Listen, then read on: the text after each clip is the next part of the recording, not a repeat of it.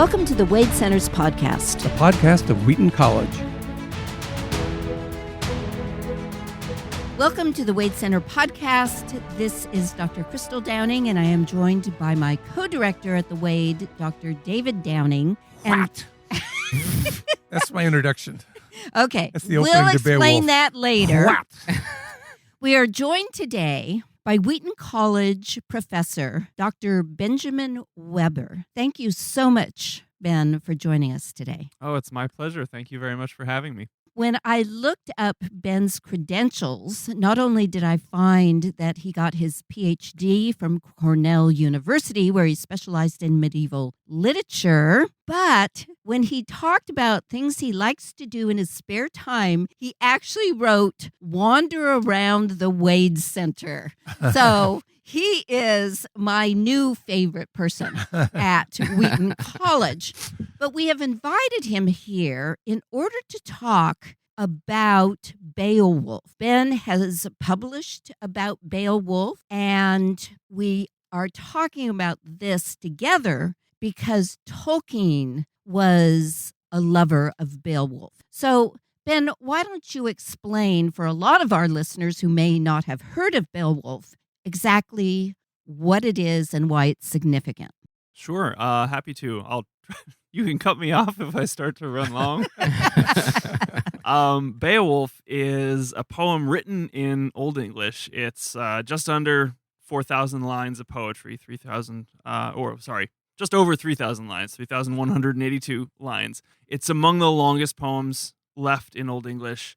The corpus of Old English poetry that survives to today is about 30,000 lines. And so Beowulf represents roughly 10% of what we have. Wow. So it's no wonder that the poem looms large in the study of Old English literature. It's been a beloved poem since its sort of rediscovery in late 18th, early 19th century, which came about in a kind of funny way. And I mean, you can find more detailed versions of this story online, but it was in a manuscript.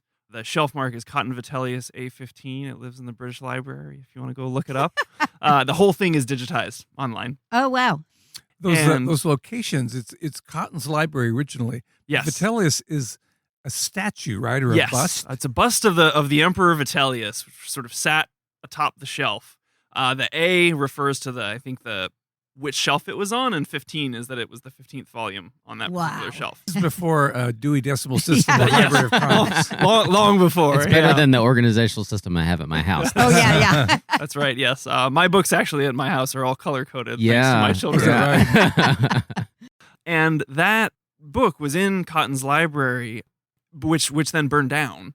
And so as it was burning, folks trying to save as many books as possible, getting them out of the building, throwing them out the window. The Beowulf manuscript was one of the manuscripts that survived, although it's damaged from the fire and has continued to deteriorate.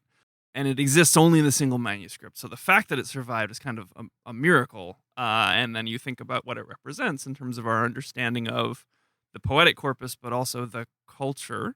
Mm-hmm. It's a poem written in Old English about the interaction between the Danes and we think these folks from southern Sweden, from the Geats, Beowulf's people.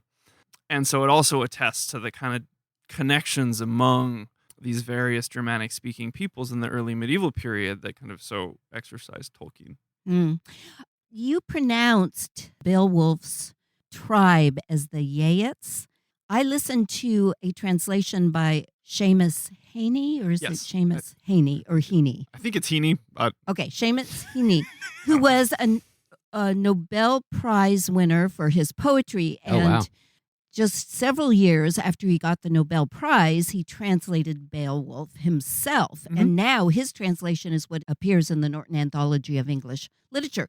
But the reader pronounced it Geats, not Yeats. Okay. So why would that be? Yeah, so this is exactly the sort of question that Tolkien would have been delighted to answer. Oh, I know. In the essay, actually, in the Battle of Malden volume that just came out, he writes extensively on the fate of the G in. Oh, really? Oh, wow. This is a book by Tolkien that just came out. Yes. So was it recently discovered, or? So it's one of these sort of collections that was edited posthumously. and I think it was released in the States over the summer. So Peter Grabowskis is the name of the, and if I've mispronounced that, Yeah. I apologize. Peter Yabowskis. Yeah, that's right. Yeah. Is the editor, and it includes Tolkien's translation of the Battle of Malden into modern English prose, which has been kind of collated from a number of what seem to me to be very different textual witnesses, so not unlike the Beowulf translation in some respects. But it also includes an essay that I hadn't encountered before, which is sort of Tolkien's extensive ruminations on issues of phonology and meter in Malden, and he talks a lot about the G. And so what's interesting about the Old English G, I mean, for certain values of interesting. Hey, you're on the right podcast. Yeah, right. My man. Yeah. Is that so? What we conventionally teach. So when I teach it at the undergrad level, I warn my students, look, you're going to see the same character that's going to be pronounced 3 different ways. Before a front vowel, an E or an I, sometimes an ash, it'll be palatalized and it'll go to a y sound. So that's why, whence the yats. Before a back vowel, it will turn into a sort of a h sound. So the Old English word for day is spelled D-ash, which is this funny letter. Right. It's an A and an E smashed together, and it makes the a sound. Because like what, like the yes, opening exactly word of so. Beowulf. Yep, that is the vowel. The Old English word for day, spelled D-G, is pronounced day. But then if you put it into a different case, like a nominative or accusative plural goes to dagas. You have an A that's sandwiched between these 2 back vowels. It goes to a h sound. And then in other environments, it will just be a regular hard G. So we get that in German, like Guten Tag. Obviously, that's cognate with this word for day. Or like Germanic or like language. GIF and GIF. Yeah, yeah, exactly. Something like that. Exactly. Yes, like that, Eric. Trying to Thank make it you. more relatable for our listeners. I was going to say For that. the non-professors in our audience out there. I was going to say, how do you pronounce geek? Is it Yayak? Yep. I'm a real language Yayak. Exactly.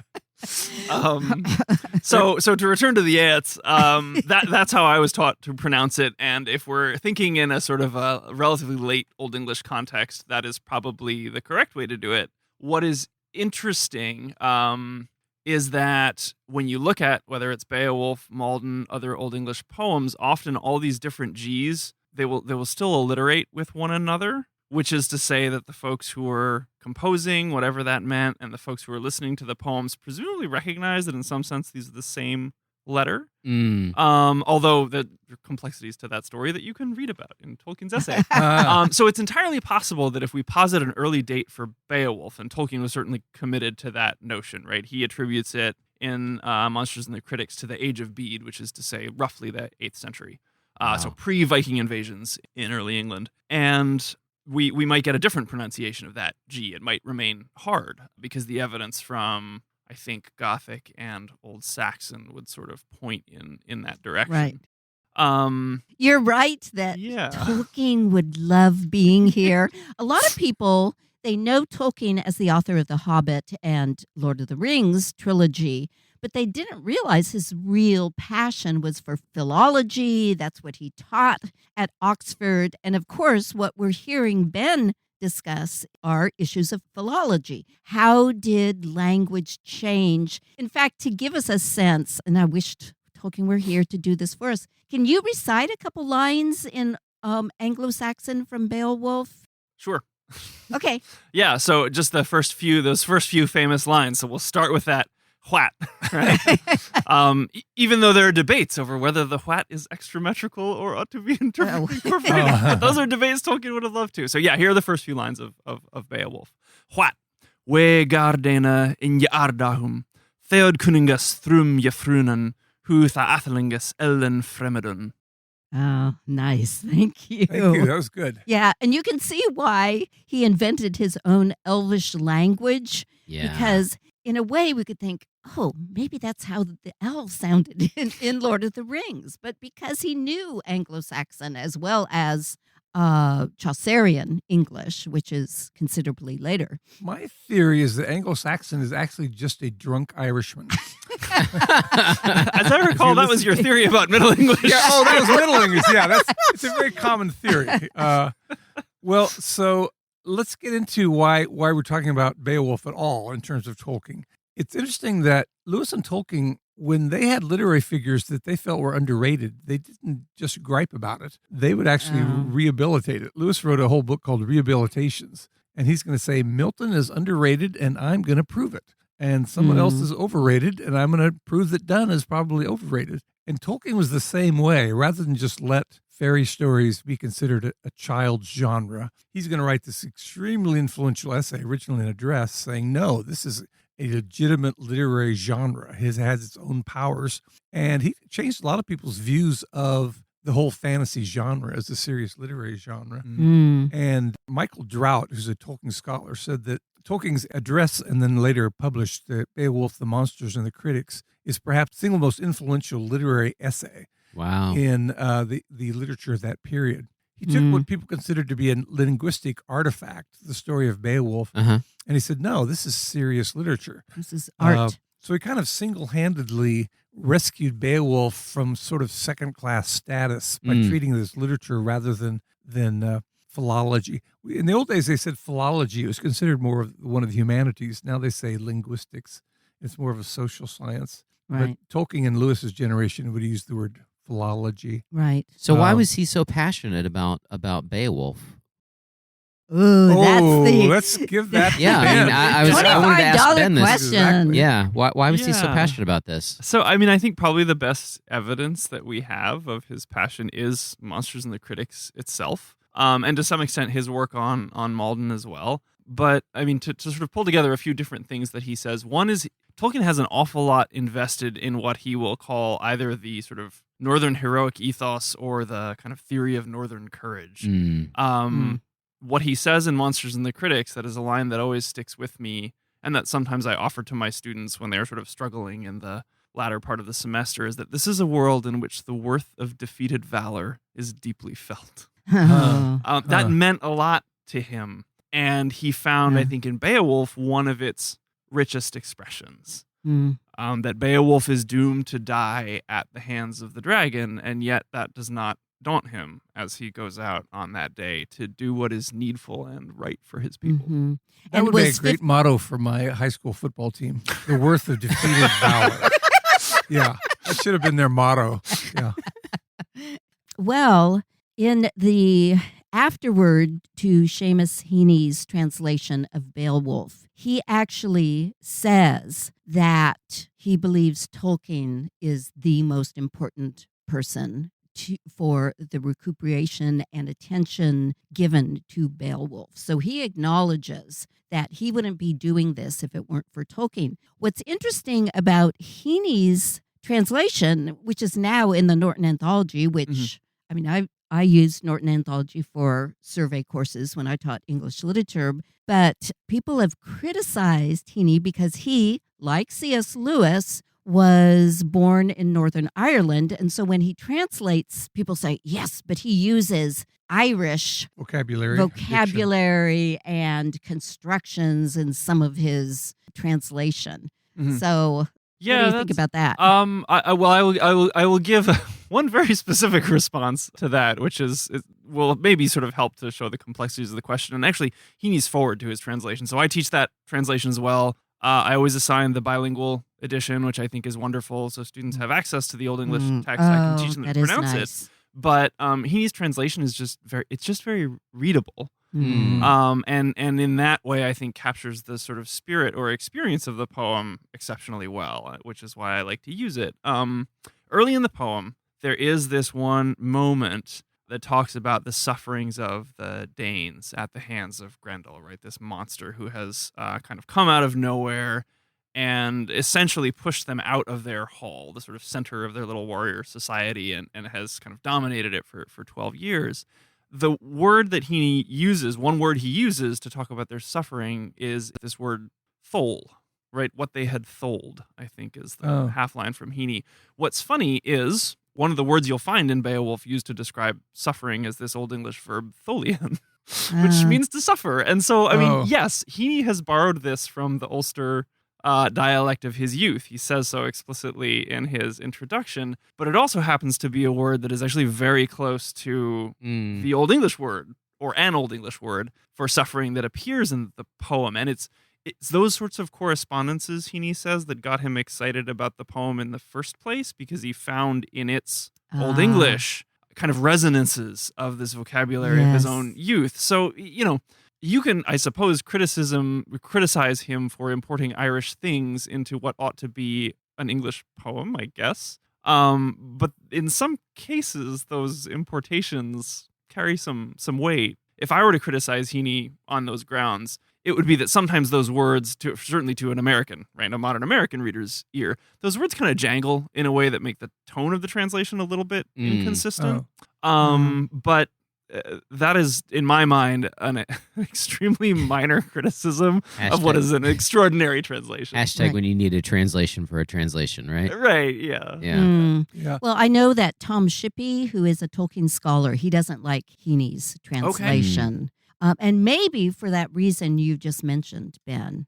So what is it about Tolkien's translation of Beowulf, and what's so special about it? Can we learn anything from his I know that there's like a lot of translations of Beowulf out there. Mm-hmm. What's special about Tolkien's? Yeah, so I would say the first and most obvious thing that's special about it is that it is a prose translation, which is a bit surprising, and I think maybe has disappointed some folks who were hoping for Tolkien's verse translation of Beowulf, which alas does not exist in full. He did translate, I think, fragments of the poem into verse in various places. Should I give you a sample? Yes, please yeah, do. Sure. He wrote the Lay of Beowulf, which is just the beginning where Grendel comes to the mead hall. Yeah. Grendel is the monster. Grendel, yeah. How do you pronounce the mead hall? Herot or Herot? Herot, yeah. Herot. So that AO is a diphthong, so it's two syllables, but it is a diphthong, so it's an AO. Herot. Okay. Herot, yeah. So in Tolkien's version, he wrote it as a ballad. So here's the sample stanza. On his pillow soft there Beowulf slept, and Grendel the cruel to the dark hall crept, and doors sprang back, and in he leapt, and grasped the guard of Herot. As bear aroused from his mountain lair, Beowulf wrestled with Grendel there, and his arm and claw away did tear, and his black blood spilled in Herot. So Tolkien can do that when he wants to. He can do the real strong rhythms, the alliteration. Yes. I like how Grendel has black blood, because you remember the mountain troll who attacks the fellowship in the mines of Moria has black blood. That's a whole other thing to get into, is how much Anglo-Saxon literature influenced The Lord of the Rings. I mean, The Hobbit, we've got a dragon with a horde, and you have to go do battle with the dragon. Right, as in Beowulf. Theoden rides in knowing, he's going to die, and, there's... Right. Tom Shippey, who you mentioned, said that the single greatest influence on Lord of the Rings is Beowulf. He sees more of Anglo-Saxon culture and language, but especially Beowulf in Lord of the Rings. Now, what you read, David, has end rhymes in it, and that is not what gave Anglo-Saxon poetry its poetic form. It was more meter and alliteration, right? Yes. And with a caesura in the middle of each line. So it's like Tolkien was trying to translate it into a form that his generation, because this was the 1930s, I believe, that he was doing the translation. I think 26 is what his translation he never tried to publish. He considered it mainly a teaching document to get close to the language. I used to have a comparative lit professor at UCLA who would say, translations are like wives. If they're beautiful, they're not faithful. And if they're faithful, they're not beautiful. For some reason, they don't say that anymore. That saying sort of went out of currency. Yeah. Well, which is relevant to a scholarly article I was reading and taking notes for when David was studying for his doctoral exams. And I just wanted to help out. I'm intellectually curious.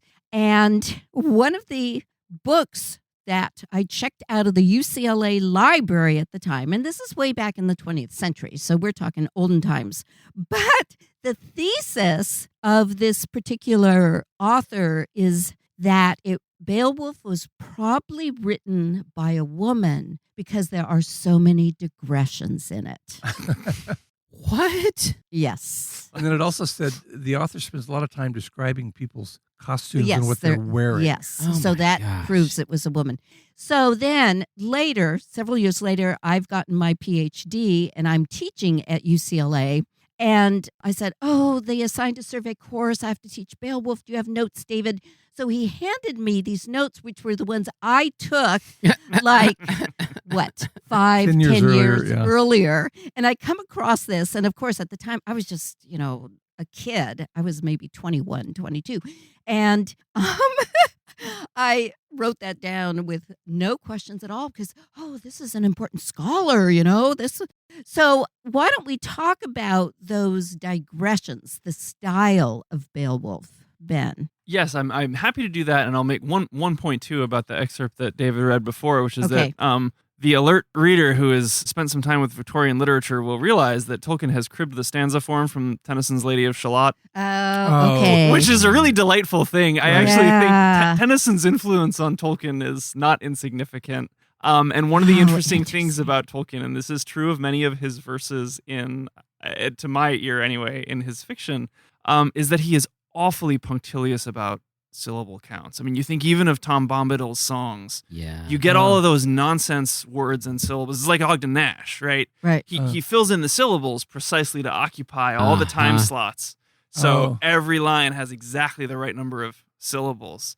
Old English poetry doesn't work that way. Right. Right. There's some flexibility in syllable count. And so, Tolkien did experiment with the forms. The Homecoming of Beowulf is where he kind of experiments with a more Anglo-Saxon version of it. I think in some of the Sigurd and Gudrun poems, his sort of imaginative exploration of the poetic Edda, he explores some of the Old Norse meters that are not dissimilar. So what's interesting is that he could do all of these things, and yet what he chose to do with Beowulf and Malden was something else. Now, Malden what's the famous line from the Battle of Malden about as our might weakens? Yes, hearts shall be the harder, minds the keener, will the stronger as our might dwindles, or something like that. Yeah, in Paralandra, as Ransom decides he's got to go attack Weston or the Unman and do physical battle, it says he quoted a line from Malden, the Battle of Malden, and we know it was that line. Indeed. Both Lewis and Tolkien loved that line about. Well, it's sort of that theory of northern courage, right? So these are lines spoken by this old fellow Berchtwald, whose lord Byrhtnoth is already dead. He's been killed by Vikings. Most of the other young men are already dead. The rest of the English force has fled. He knows there's only one outcome for him at that point, and yet this is what he right at this sort of moment of decisive moral choice. This is what he chooses. Right. Right. Wow. So prose and digressions. We keep Yes, in our indeed. conversation. Speaking of digressions, Beowulf is so it is. appropriate for this. Yep. So digressions. One of the first things I say to all my students in teaching Beowulf is, look, this is it's going to thwart your expectations of how a story ought to be Right. told. We have this wonderful sort of heritage of novels that generally shapes our expectations for how storytelling goes, and so Beowulf does not follow them. So you do have this kind of main story of Beowulf's battles with three different monsters. First, Grendel and Grendel's mother, when he's sort of gone on a voyage to Denmark. Then he returns home to Jætland, ends up king after the death of his kinsman and king Hygelac, and then Hygelac's son. And he does battle with a dragon that is sort of terrorizing the area and hurting his people, and that's the last thing he does. But amid that story are numerous digressions where sometimes they will come about because you're looking at an object and you will fall sort of into the story of the object.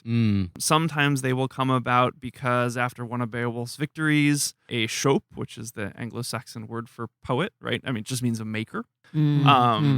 Much like the Greek poetes means maker. Yep. And how Chaucer and later Middle English authors will, and even early modern authors, like I think Sidney does this sometimes, will refer to poets as makers.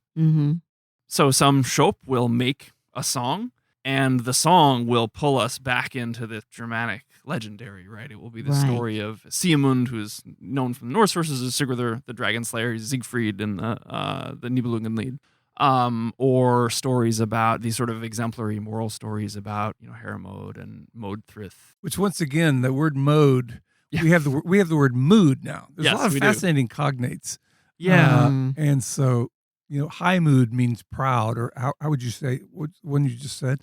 But that mode gets used a lot. It's kind of an all-purpose word Yes. for your spirit or your mood or Yeah, whatever. yeah. Spirit, mind, heart is very often the sort of set of glosses, but that as an adjective, so modi often means brave. Different from the modern English moody, of course, which Yeah, that's right. means anything but Right. brave. And there is, Beowulf, you're so moody today. That's right. Considerable debate over how exactly we are to take that adjective overmode, sort of excessively mode, it's a noun, not an adjective. Pardon me. But yeah, sort of like an excessive mode, which is assigned to Byrhtnoth when he lets the Vikings across the land bridge to fight the English on more or less fair terms. So yeah, it's a curious word. There's been a lot of good recent work in my field on questions about the implicit psychology of a lot of Old English poetry that will engage these words. So Leslie Lockett, I think, has a good book exploring this question. Great essay by a fellow named Malcolm Godden called Anglo-Saxons on the Mind. Which wins the award for the best title. Yeah, that's right. No kidding. And so, a number of other, I think Britt Myers has a chapter in his book on questions of the sort in the Old English elegies. And so there has grown up a kind of a pretty rich literature, actually, about what is their understanding of the mind or the sort of inner self at work behind these poems. Yeah. Well, there's a classic book called Mimesis, The Representation of Reality in Western Literature. And he's comparing the Odyssey to the Old Testament. Mm-hmm. And he talks about digressions. So Odysseus comes back to his home and he shows up as a beggar or kind of a vagabond. The narrator says he had a scar on his left foot, and the handmaiden remembered that scar and she realized it was Odysseus. And you're right at this point of revelation or recognition. And then the narrator says, you're probably wondering how he got that scar. Well, let me tell you how he got that. And then it goes into this long digression. And Auerbach compares that to the Old Testament, where they're very focused on the meaning of the incident.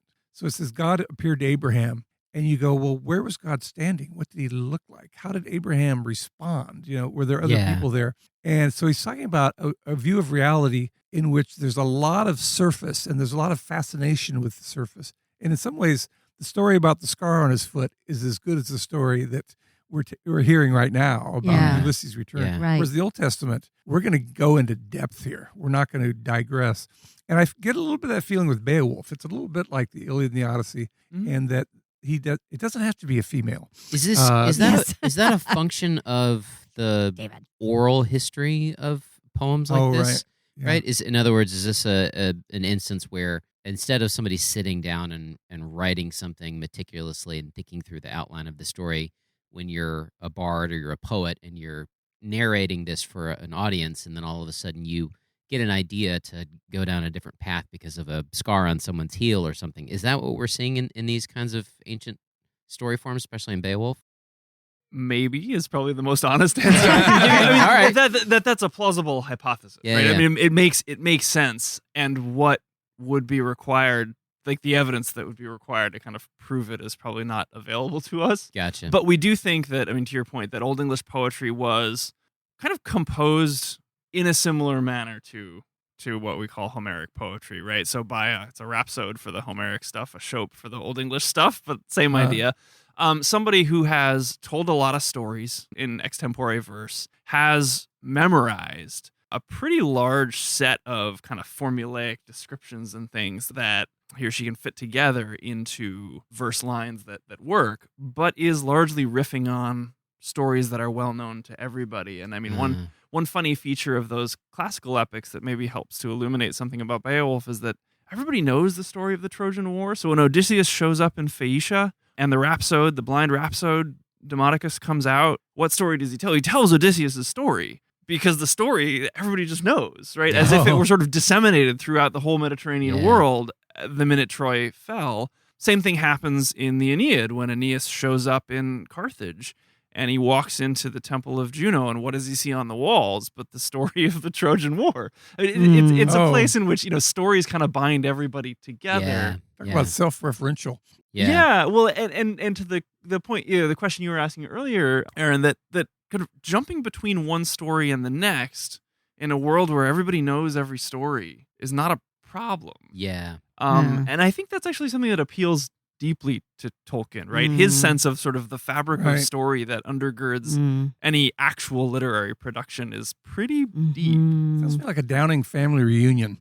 Everybody tells stories everybody else has already heard. Well, there's the reason I asked that is because there's been a lot of recent work on the Old Testament and sort of oral transmission and trying to understand parts of the Old Testament through the lens of it may have been written down somewhere, but it was probably transmitted orally, and then it was revised at some point. And can we sort of trace the origin of those two things? And so it's just fascinating to me to think of it as sort of like evidence of a different way of storytelling. Yeah, and I think Beowulf in particular also sort of ruminates both on the remarkable stability and the occasional instability of this mode of transmitting information. One of the things that interests me about Beowulf is the fact that stories endure, often in negative ways. So the history of a feud that broke out between a couple peoples, that story never stops haunting you. Yeah. It always comes back. Often it's sort of briefly attached to an object or a person, but the story itself almost has this incredibly durable life of its own that actually proves far more durable than a lot of people and things and even the monsters in the poem. But there is that funny moment when, Beowulf comes to Hrothgar's court and he's challenged by this fellow. He's called a Thule named Unferth. And Unferth says, "Oh, are you that Beowulf, who sort of lost this swimming contest to another fellow named Brekka?" And the first thing that Beowulf does after Unferth gives him this long sort of takedown, the first thing Beowulf does in his reply is to say, "Well, you've got some of your details wrong." Right? You didn't hear the story quite right. The number of nights we swam was different, and set some of those details to right before then he sort of dives into well, this is what really happened. And oh, by the way, no matter how many good deeds you do in your life, Unferth, you killed your kin, and so you are sort of worthless by the standards of this society. And so, the whole thing is this kind of masterclass in how you, put somebody down in a meat hall setting. But he also says he lost the swimming contest because he was fighting sea monsters. Yeah, exactly. Right. Well, I could have won, but I was fighting sea monsters. Classic, yeah. Which is very time consuming. So yeah, I mean that's both an example of how, one could ask, well, how did the story of that swimming contest make it from Jutland to Denmark? Right. But it did, and we don't, it's not a question the poem's interested in how it got there. Yeah. The point is that it did. Beowulf is a hero. Heroes' deeds get related, and so it is. But also concerned that the story should be told in just the right way, and that's not the only moment when Beowulf kind of takes charge of his own story. In a way, you're saying this all now as if it's, the structure, we now understand that culture and their mode of storytelling. Before Tolkien, people said, well, this is interesting linguistically, but it's, we have these three big incidents. Grendel comes into the hall and kills a bunch of the warriors. Beowulf shows up and says, I'll take care of this, rips his arm out, which is normally that's a way to go. Normally, and then attaches it to the ceiling. Yeah. That's right. And then he has to go after Grendel's mother, Grendel's dam, and goes under the sea and kills her. But then we have 50 years of peace and prosperity. Yeah. And now we have a dragon. And so there's these three monsters that have to be killed. But a lot of early readers said, well, that's not a very good story structure. It skips way ahead. Yeah. And Tolkien had to go back and explain this style of storytelling to people who were used to, like you say, a 19th century novel. Yeah. And the other criticism that he's dealing with is at the same time, the poem has this digressive structure. The main narrative, the story of Beowulf and the monsters, is this sort of very fantastical one. The digressions are largely pretty human stories. How does a woman mourn a battle in which she's lost people close to her on both sides? What does a father do when one of his sons has killed another? And a lot of the critics, I think, reading Beowulf wanted more of that stuff and fewer monsters because they had this very rationalist view. So in Monsters and the Critics, Tolkien quotes somebody, I think it is Kerr, who has said that the poet has, quote, put the irrelevancies at the center. And that bothered Tolkien because, as he says in another essay, right, he desired dragons with a fond desire. Yes. And so anybody who tells him that the dragon is an irrelevancy is going to get his back up. Right. Well, when I was in school and we studied Beowulf, we just read up to the part where he kills Grendel's mother, and then we stopped reading after that. Right. Oh. And Yeah, I me think too. partly when I was growing up, it was because you want a story where there's a hero and there's a clear victory over the bad guys. The denouement. Right, exactly, and it's Yep. like, well, that's when the story should have ended. Like, what's this other stuff about? Well, who cares about all that stuff? And Tolkien seems to be interested in rehabilitating not just the stories to know about it, but like the morals and helping us understand that they thought and saw the world differently. And you see those morals, those values in the Lord of the Rings and the Hobbit and stuff. So I think it's helpful to understand what he valued of that, like you said, that northern indeed. It'd be a great taunt for Beowulf to say, first I'm going to kill you, and then I'm going to kill your mother. That's where this is going, buddy. And he makes good on that. I had a student once who was reading Beowulf, and we were talking about this long gap. You're sort of seeing the rise of the great hero, and then you're seeing the demise of the great hero. He wins the battle, but he gives his own life in doing so. Yeah. So my student said, oh, it's a little bit like Wolverine. You see him where he's so young and vibrant, and then you see him, and I kind of said, in a way, that's sort of relevant. kind of. Yeah, maybe a little bit. So this is the Anglo-Saxon Wolverine is what we've got here. Right, yeah. Well, I mean, that is a question that Beowulf poses that is an endlessly worthwhile question, right? Is what happens to heroes when they get old? Right. Hrothgar is an old hero. Right. Skjold at some point, this legendary founder of that line of the Scyldings, becomes an old hero, and he's put, after his death, he's put on a boat with all this treasure and sent off into the ocean and disappears. Mm-hmm. And I think Which that's Tennyson picks up again. and so that the sort of the question of the aftermath, right? I mean, every hero, unless the plan is that they should live forever. Every hero has got to face his or her own mortality, and I think that's a theme that meant something to Tolkien. Yeah, that's interesting in light of the phenomenon occurring right now, the Barbie movie, because it hinges on Barbie having to face her own mortality. That's right, and in a sense, I mean, I have seen the film. I'm more comfortable with the Old English sources. I do, but even so, I mean, I think it's a good film. The Old English sources of Barbie? But it made me, it made me think of a moment, I forget where it is. I came upon it when I was preparing a lecture on Beren and Luthien for a course I taught on romance, in which I included that story. I think it's in Which is by Tolkien for Yes. our Yes. listeners. Apologies. I think it's in one of his letters, though. I may be wrong about the source, but I'm certain about the comment. He sort of reflects that elves, right, these immortal beings, must have felt a desire for mortality, and the Barbie movie sort of engages that same idea, right? Yeah. Well, Crystal Wow. liked the part where she says, we're not going to spend too much time on Barbie. by the way. That'll be a different episode. But when Barbie at the end says, I don't want to just be a created thing. I want to be a creator. I want to be one of those people that makes meaning. Oh. And there, that's again, that Sayers. Here comes Dorothy Sayers, Sayers. mind of the maker, but make Indeed. a poet as a maker. I mean, there's something quite profound. And she's addressing her creator and calls her the creator. So there are those little bits of profundity that make it an interesting film. But let's go back to Tolkien. Well, you don't apologize. I do. I'm the one who brought it up. And do you see other ways that Beowulf may have influenced his own Lord of the Rings? And I'll preface this by going back to something Aaron was talking about. And Aaron, you ignited this spark in my thought about even Tolkien's own style, which was very recursive, like the composition of Beowulf, in that Tolkien would go back and insert things and revise and make us think about the past. Even The Hobbit. Plenty of digressions in The Lord of the Rings and The Hobbit. Yeah, that's right.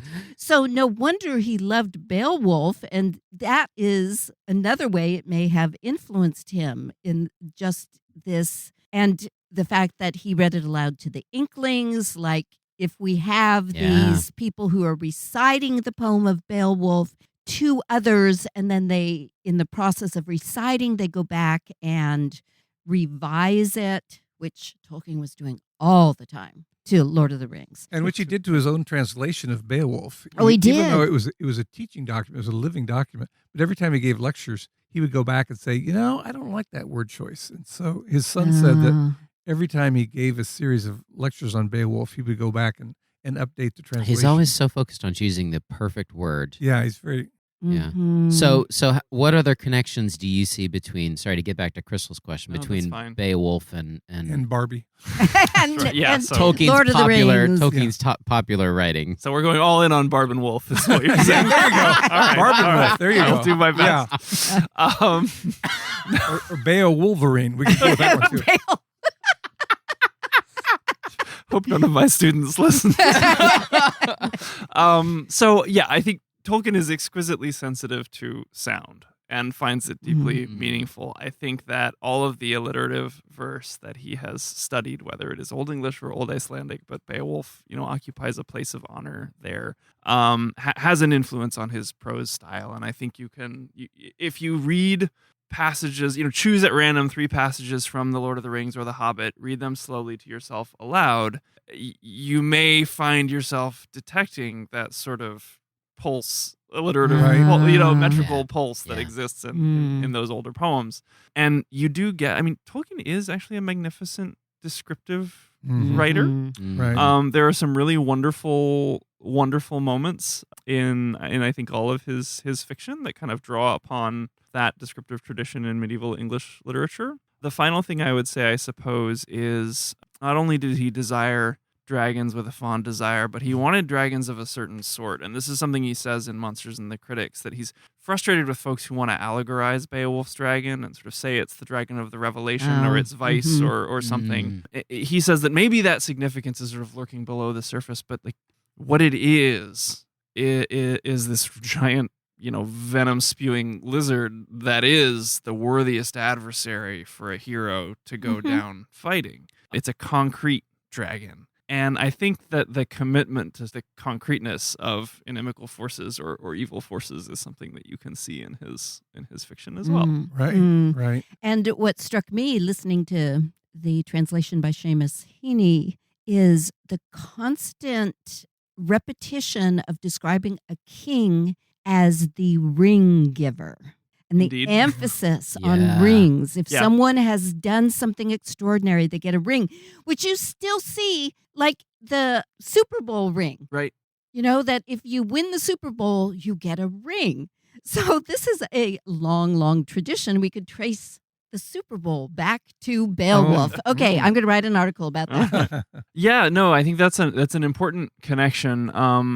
In part because I think in that culture, right, rings are a form of portable wealth. If you go to the British Museum and you go to the Anglo-Saxon exhibit, there's this table not far from the Sutton Hoo helmet and all the real famous stuff. Yeah. That just has this pile of silver that is called hack silver, which are chunks of silver that folks, roughly around in the period, just chopped off things that they owned. And so rings, especially arm rings, so you imagine you're wearing 6 or 7 silver arm rings. You need to pay somebody for something. You pull one off, you chop a link off it, you bend it back, you stick it back on or whatever it is, or you stick it in your pouch. And so the giving of rings is how you pay your warriors. Right. But it's invested with this very deep significance. So you do have rings being used in oath swearing ceremonies and things like that, attested in marriage. this sort of early Germanic, Right. well, yeah, exactly, context, because the giving of the ring does symbolize this kind of reciprocal bond of loyalty, right?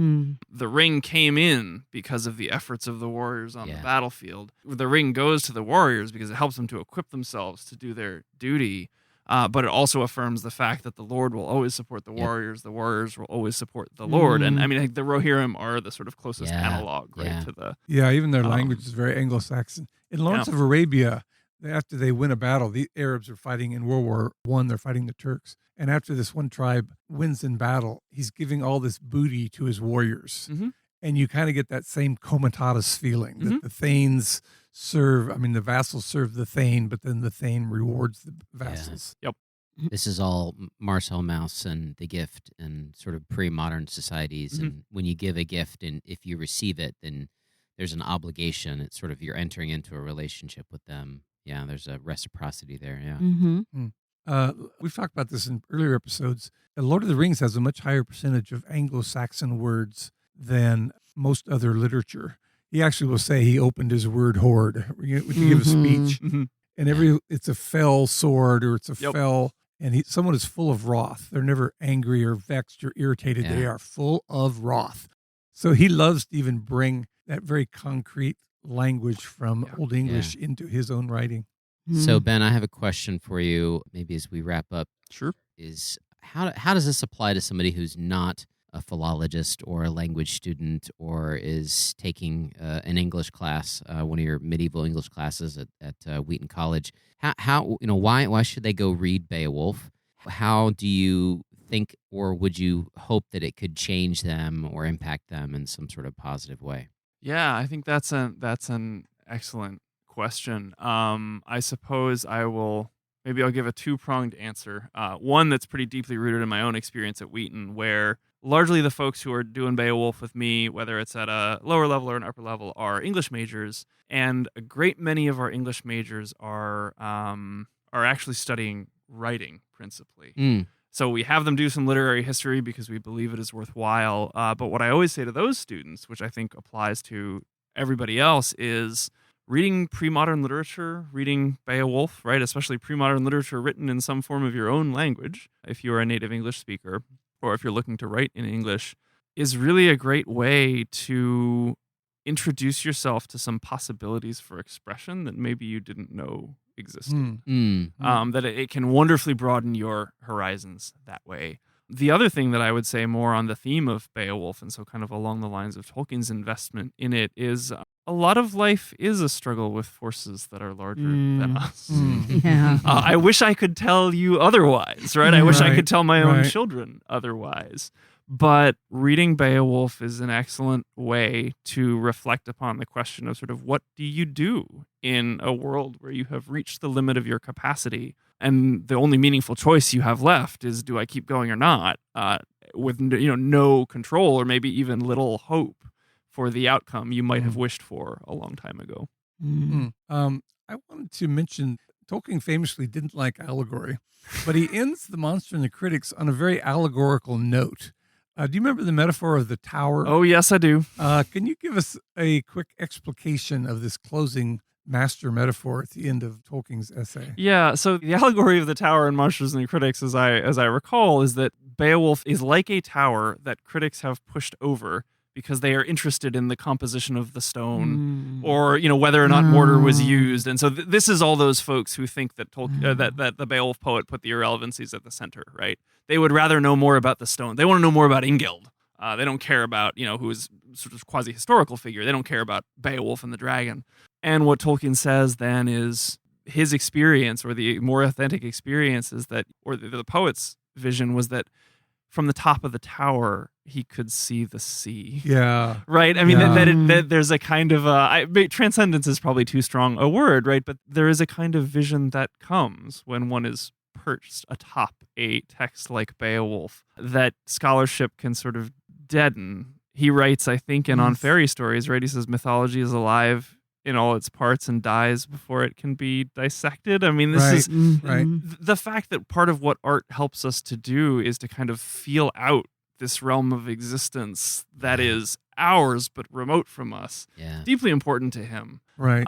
So, I mean, I think that this is more of an old-fashioned medieval allegoresis, right? Where you have an historical sense and a figurative sense, but there is also an anagogical sense, which is to say, the richness of the significance points you towards the contemplation of last things. It's not allegory in the sense that Tolkien truly seems to have detested, which is, Lord of the Rings is really about the World War. Right. It's sort of very narrow kind of swapping recent historical reality for fiction. Right. I think Tolkien cared more about fiction.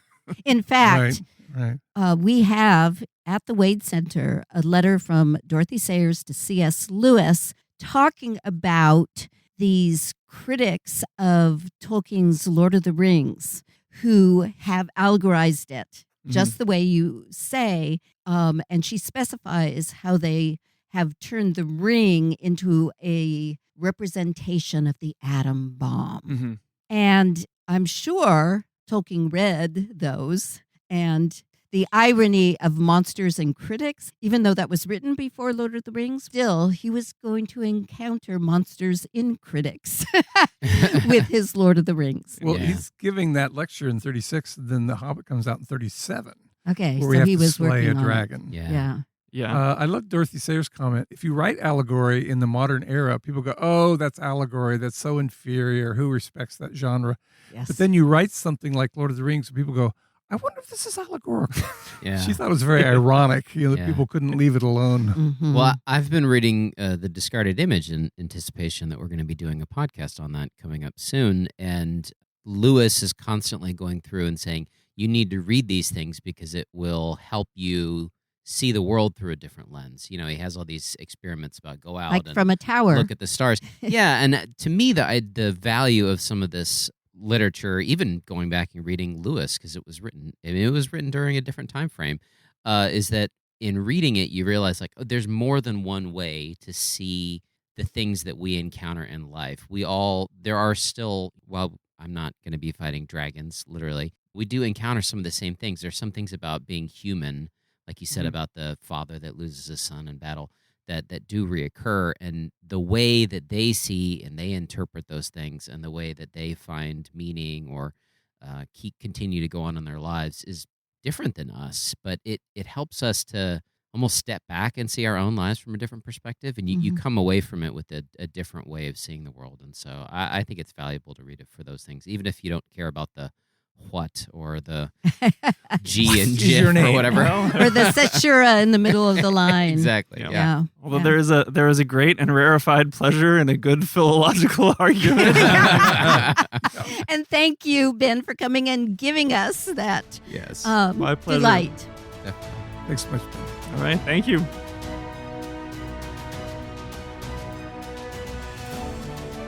The Wade Center podcast is a production of the Marion E. Wade Center at Wheaton College in Wheaton, Illinois. Our hosts are the co-directors of the Wade Center, Drs. Crystal and David C. Downing. Our episodes are produced and edited by Aaron M. Hill. If you enjoy the podcast and the content we offer, please leave us a review on iTunes, tell your friends, and consider making a donation to the Wade. The Wade Center is entirely self-funded. Financial gifts help support the expert services, past collections, and varied programming we offer at no cost. If you have questions about the podcast or suggestions for future episodes, please email us at wade@wheaton.edu or contact us via Facebook, Instagram, and YouTube. To learn more about the Wade Center, our 7 British Christian authors, what we offer, and how to make a donation, visit our website at wheaton.edu/Wade.